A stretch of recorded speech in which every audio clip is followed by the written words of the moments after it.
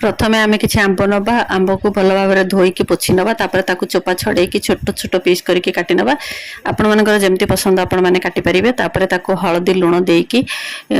अल्प समय रखीदबा से पानी बाहरी गला परे ताकू खरारे 3-4 घंटा पई सुखई नबा सुखी गला परे सेथिरे दबा आवश्यक अनुसार लुण आ हळदी गुंड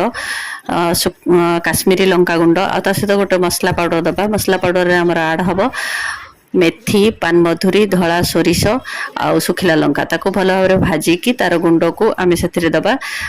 तापर ताको भल भाव मिक्स करी नहीं कि ताको खट्टापण से आने दबा किछि विनेगार विनेगार देला परे से दबा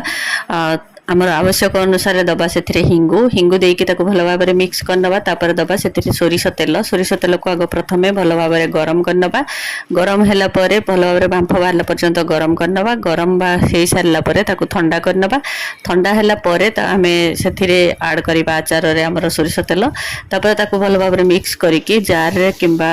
बाउल रे रखि कि आमे खरा रे 10 रु 15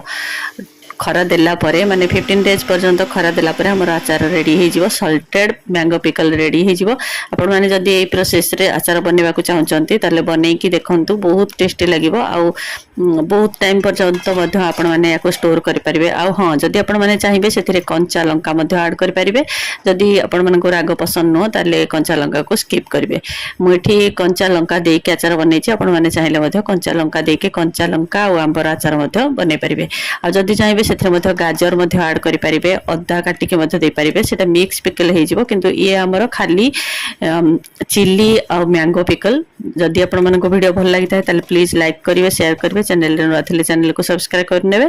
पुणी देखाबा एक नवा ब्लॉग्स रे से पर्यंत रहउची जय जगन्नाथ राधे राधे।